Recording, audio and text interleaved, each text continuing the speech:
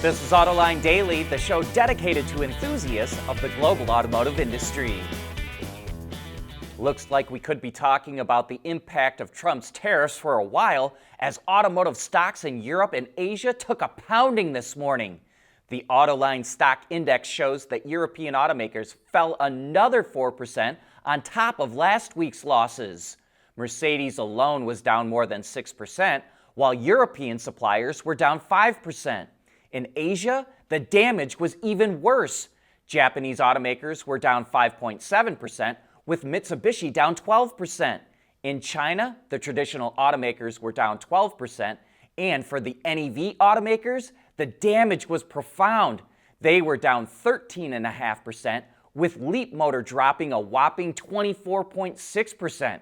And remember, Leapmotor is now in partnership with Stellantis, and investors must be worried about the future.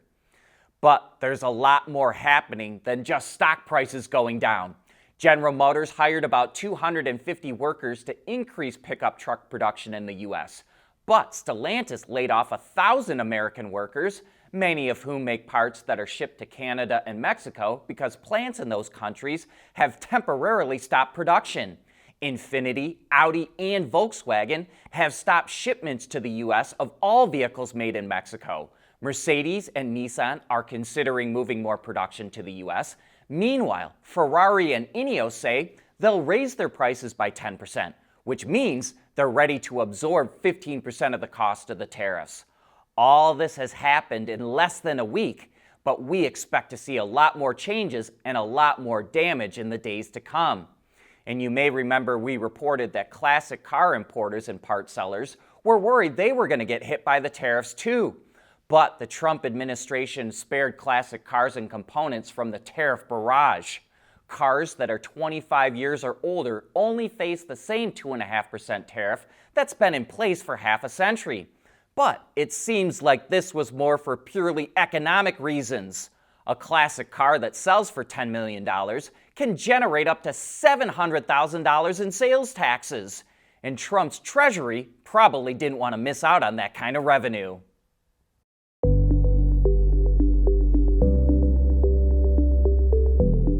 Developing today's vehicles, issues can happen in an instant. What good is knowing your problems without the data to solve them?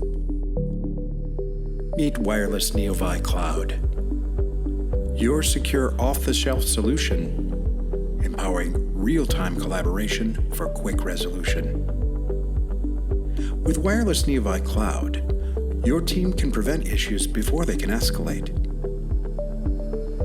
Driver communication data and remote diagnostics to analyze and resolve your problems using OTA, allowing your executives oversight throughout the process. Wireless Neovi Cloud, your vehicle update solution in production and on the road. Intrepid Control Systems, driven by your data.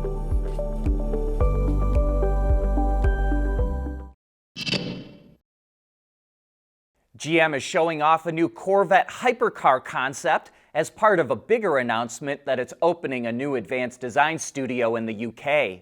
The 30-member team, headed up by Julian Thompson, were asked to rethink what a Corvette could be with a true blank page approach, and this is what they came up with.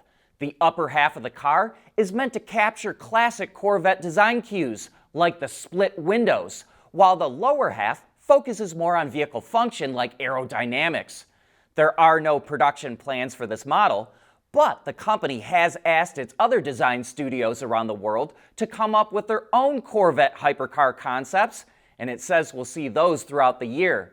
The new UK studio also teased a new GMC concept that was developed with the GMC design team in Detroit, and it will be fully revealed sometime later this year. GM says that the new design center helps demonstrate its commitment to Europe and gives it valuable insight into the market. Currently, Cadillac is scaling up its EV business in Europe, and Chevy is preparing to launch Corvette sales in the UK and mainland Europe. We'd also add that it probably doesn't hurt that GM is getting back into F1 next year with the Cadillac brand. And another reason Chevy might want to expand Corvette's availability, prices are going up significantly in China. Starting this week, the Chinese government announced it will impose an additional 34% tariff on all imported U.S. goods, which is in retaliation to the U.S. tariffs. And these will stack on top of existing tariffs, like the 10% fee on U.S.-made vehicles that have engines 2.5 liters or larger. So, Car News China reports that the comprehensive tax rate on models like the Corvette Z06 are expected to go to 200%, which would bring its starting price to over $220,000. And that's not the only area where GM will be hit. It's set up a new business called the Durant Guild, whose model is set up around importing higher-end vehicles that are made in the U.S. The Chevy Tahoe and GMC Yukon only recently went on sale, and they already came with pretty high price tags.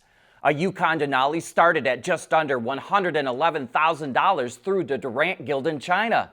But now the new tariff will push that price to over $148,500, which is nearly double the $77,500 starting price of a Yukon Denali in the U.S.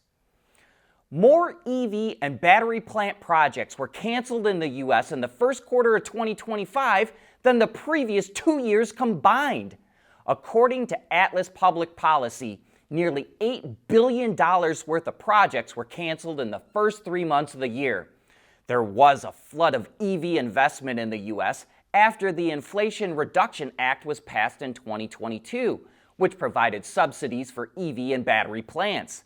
According to the Rhodium Group, the U.S. was even on track for making nearly all the batteries needed for electric vehicles by 2030 before the projects were scrapped. But with slowing EV demand, the Trump administration working to roll back fuel economy and emission targets, and the uncertainty caused by tariffs, companies have decided to cancel EV projects.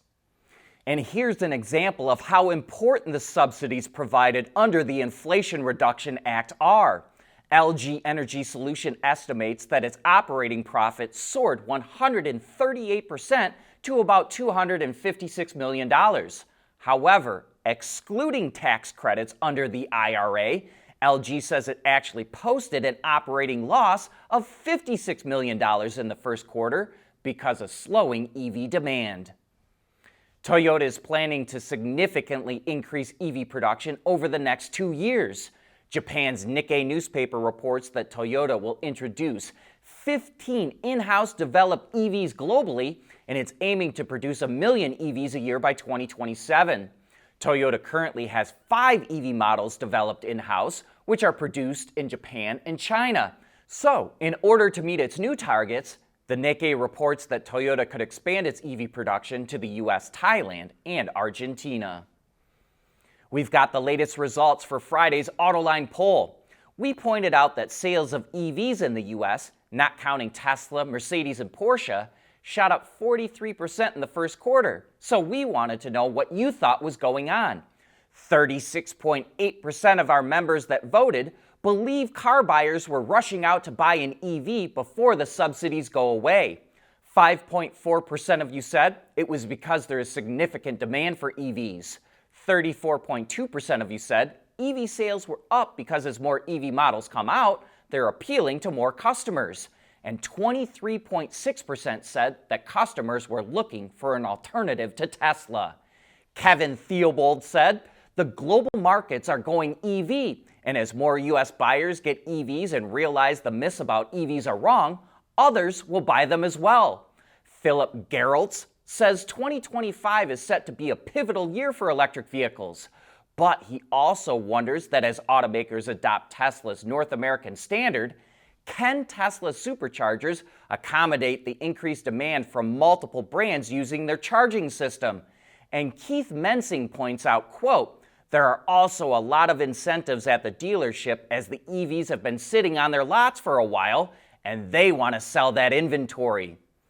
Thanks for all your feedback. We know a lot of automakers keep track of what we report on the show, and they'll be interested in these results. And remember, our polls are open to viewers with Autoline memberships.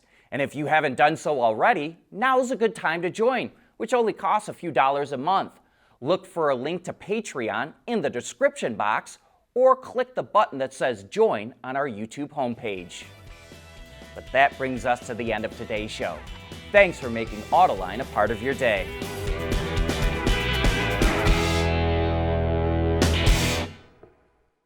Autoline Daily is brought to you by Bridgestone, solutions for your journey. Intrepid Control Systems, over-the-air engineering boost your game. Teijin Automotive Technologies, the formula for better mobility. And by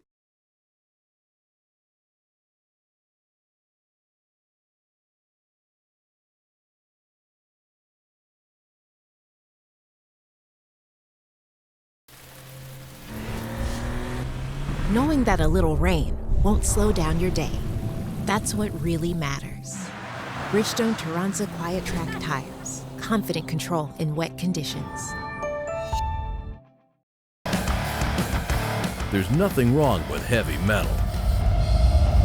Hey, lighten up. But with world-class composite material, Teijin Automotive Technologies makes vehicles lighter, safer, and more eco-friendly.